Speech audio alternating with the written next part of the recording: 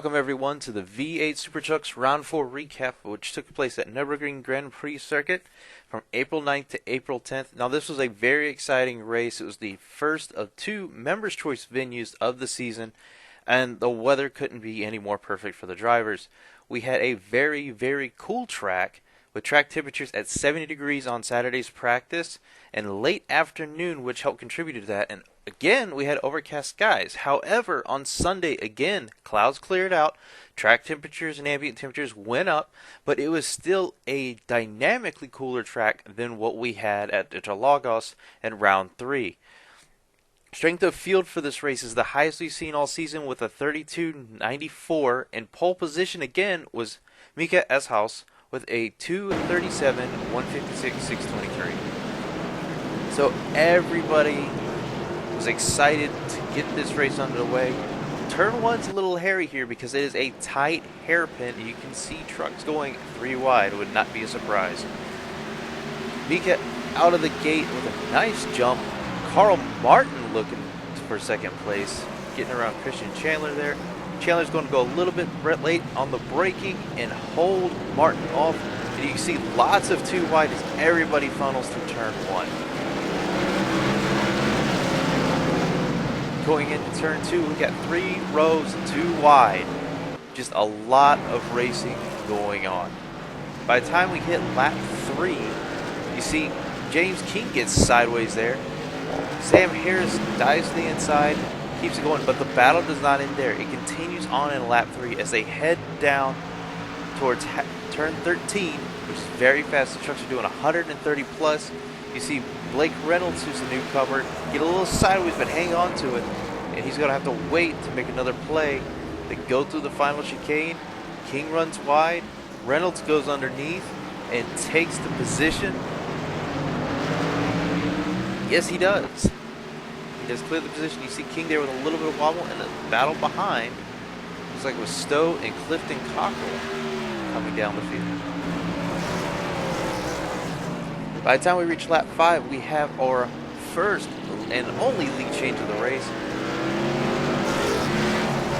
Christian Chandler looking for the crossover in turn 2, gets underneath Mika, and Chandler does make it. He seals the deal through 3 and will continue to pull away for the remainder of the race. Further back in the field, and lap 5, we got a battle for 4th between Justin Krudoff in the 46 and Leon Rudinger in the number 913.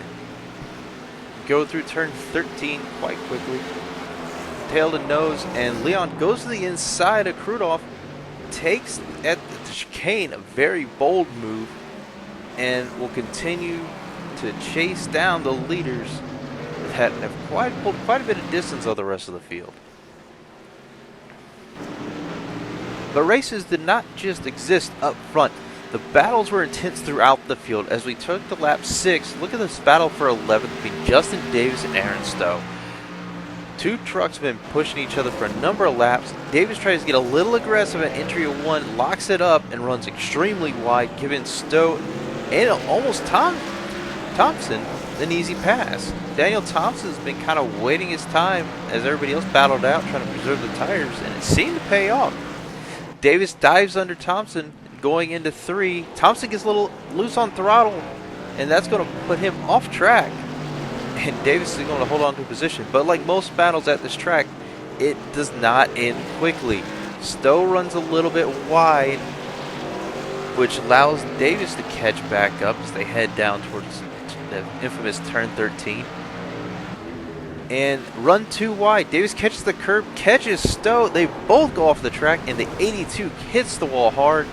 Stowe's going to end up being able to rejoin the field, but Davis is going to have to get towed back to pit lane. This is going to bring out the first caution of the day. Lap 8, this caution could not come soon enough. Drivers were excited to be able to get some fresh rubber on the tires. One thing we've seen about cautions is if you can stop early before it happens, it's favorable, but if it comes out and you haven't pitted, it's usually a good idea to go ahead and grab it.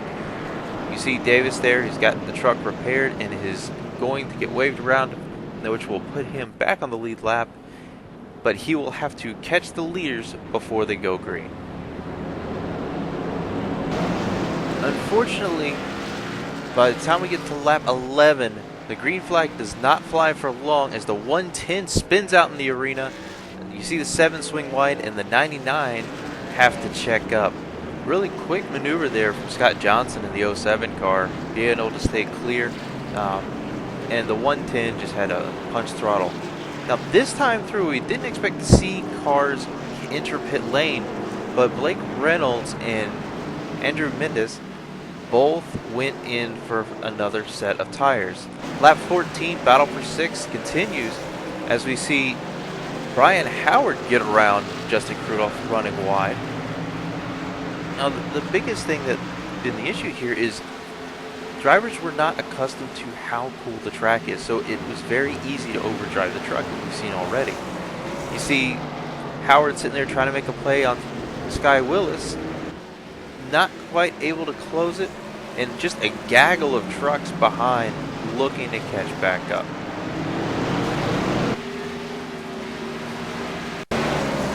Lap 17, these battles 8th and back continue. I mean, we still got 2 wide for 2 rows, and it's just everybody's jockeying for position. You got Clifton Cockrell in the 27, James King in the 23, Blake Reynolds in the 902, and Sam Harris in the 88, and they're all chasing down Howard and Krudolph. So you see King and Harris are again side by side coming out of the arena. They're going to head through the Ford curve side by side as well. And Daniel Thompson is still right there on their bumpers looking to make a move. The battle for 9th though goes sour as Harris ends up getting sideways, unable to correct it, spins off into the gravel. That's going to cost him. He'll end up finishing at the back of the field today. But lap 18, battles abound even at the rear of the field. You've got Nash Hendry and Aaron Stowe and Andrew Mendez all battling it out here.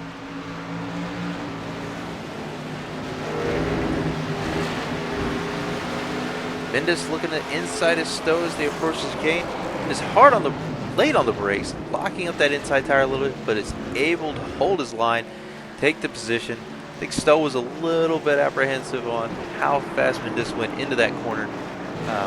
Probably a smart move to give him room, but definitely well played. Last lap, the last battle of the race was between James King and Daniel Thompson. You saw Daniel Thompson just get a little bit better on the throttle coming through the Schumacher-esque the pit curve there. But it will be Christian Chandler who will be your race winner, bringing home his 2nd SOR victory. Followed behind him is 2nd place of Mika Eshaus, and taking 3rd place is Carl Martin. So this was a very exciting race. A lot of things went down, and we couldn't catch it all in the recap. However, this is really going to change the points up a little bit further and further solidify things. In terms of road versus oval, though, road is now going to get a good punch forward this week, giving 152 points versus oval's 134. So as we look at the Drivers' Championship heading into round 5 at Mosport, we'll notice that the distance between 1st and 2nd is a mere 9 points. So anything can happen. There's only 4 points between 2nd and 3rd, and a lot of battles still to be had. So come join us this weekend at Canadian Tire Motorsport Park, or Mosport, on Saturday, April 23rd for open practice. It starts at 1600 GMT, open to all drivers. And then Sunday is race day, and it gets started at 1800 GMT, with most of the live streams starting somewhere about 1830. So we look forward to seeing everybody then, and until next time, keep it between the lines.